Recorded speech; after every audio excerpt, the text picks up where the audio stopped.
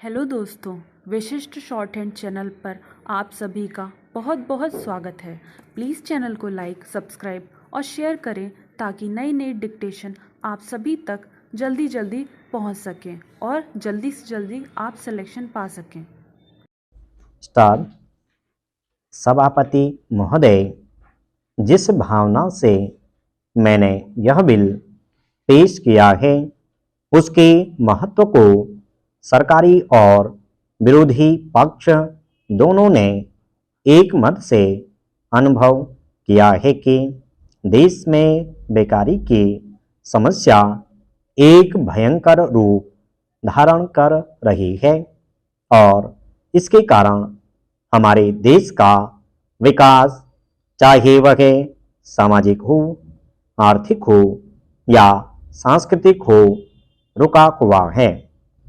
पिछले 55 वर्षों से इसी परिस्थिति का निर्माण होते हुए हम देख रहे हैं। मंत्री महोदय ने यहाँ पर अभी कहा कि राष्ट्रपति इस काम को नहीं कर सकते हैं क्योंकि यह उनके अधिकार के बाहर है। आप जब भी यह देखते हैं कि किसी राज्य में वहाँ की व्यवस्था, वहाँ का विकास ठीक नहीं हो रहा है तो उस राज्य में राष्ट्रपति का शासन लागू कर देते हैं।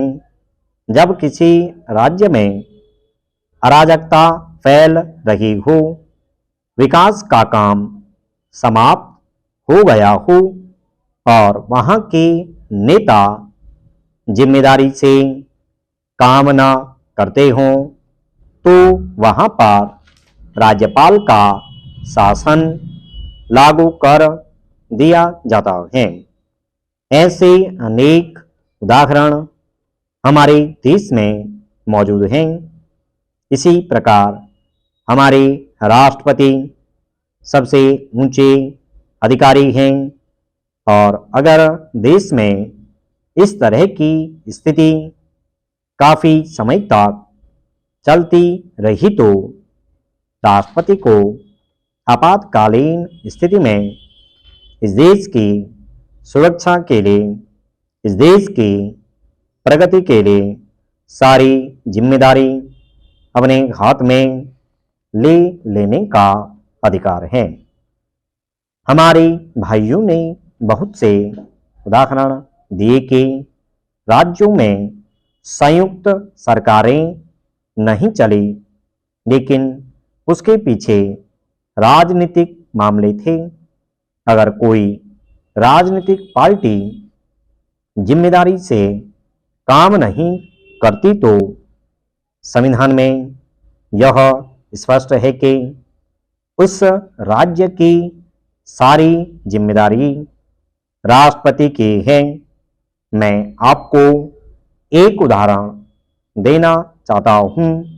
संविधान में आदिवासी हरिजनों की उन्नति के लिए प्रण किया गया था कि 10 वर्ष में उनकी सामाजिक तथा आर्थिक स्थिति को सुधार देंगे, लेकिन यह सरकार उसमें भी असफल रही।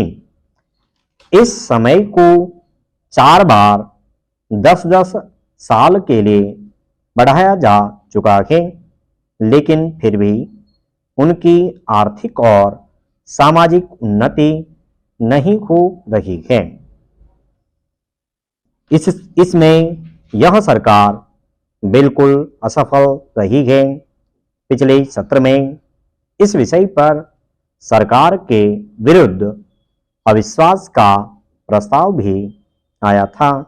इसलिए मेरा कहना है कि भारत में इस समय जो बेकारी की समस्या है वह इस ढंग की समस्या है जिसके रहते सारे देश को उन्नत बनाने की व्यवस्था हम सोच रहे हैं। सभापति महोदय, वह केवल एक स्वप्न ही रह जाएगा। ऐसी स्थिति में मैं अनुभव करता हूं कि आपातकाल की घोषणा की जाए और इस देश के जो बुद्धिमान लोग हैं उनको लेकर एक सर्वदलीय सरकार स्थापित की जाएगी। हम यह अनुभव करते हैं कि जिस तरह का शासन इस समय चल रहा है उससे देश की कोई भी समस्या हल होने वाली नहीं है, बल्कि इस सरकार की गलतियों से समस्याएं बढ़ती जा रही हैं। राष्ट्र की आंतरिक सुरक्षा के विषय में जो बिल मंत्री महोदय ने प्रस्तुत किया है उस पर अब तक जितने भी भाषण हुए हैं उनको मैंने बड़े ध्यान से सुना है। माननीय सदस्यों ने व्यक्तिगत स्वतंत्रता की लपेट में बहुत सारी बातें कही हैं और हमारे दल की ओर इशारा करते हुए कहा कि हम भी इसके औचित्य के संबंध में फिर से विचार करें। मैं जहां तक समझ पाया हूं हमारे गृह मंत्री जी को इस बिल को प्रस्तुत करने में कोई खुश नहीं हुआ, बल्कि वर्तमान परिस्थितियों को दृष्टि में रखते हुए उनको दुख हो रहा है। आज जब हम नागरिक सुरक्षा, व्यक्तिगत सुरक्षा और स्वतंत्रता की बात करते हैं तो सबसे पहले उसमें व्यक्तिगत सुरक्षा की बात आती है। प्रत्येक नागरिक इस राष्ट्र की अपनी सत्ता में रहकर सुरक्षित रहना चाहता है। हमने इस बात की सुरक्षा अपने संविधान में दी है और हम यह आशा करते हैं कि राजनीतिक दलों में आपसी भेदभाव होते हुए भी राजनीतिक मतभेद का आदर होना चाहिए। मतभेद होते हुए भी शांति और सुरक्षा बनी रहनी चाहिए। माननीय सदस्य पूछते हैं कि ऐसी कौन सी असाधारण परिस्थिति आ गई थी जिसके कारण आपको नज़रबंदी बिल लाना पड़ा। मैं आपसे कहना चाहता हूं कि क्या ही अच्छा होता यदि नेहरू जी के उस बात को जो उन्होंने लोकतंत्र के संबंध में बहुत वर्ष पहले कही थी आज भी स्मरण करते। उन्होंने एक बार कहा था कि लोकतंत्र के संचालन और दायित्व निर्वाह में अगर किसी प्रधानमंत्री को बार बार पीछे मुड़कर देखना पड़े कि कोई बुरा तो नहीं, कोई छुरा तो नहीं भौंक रहा है, यह कोई अच्छी बात नहीं है।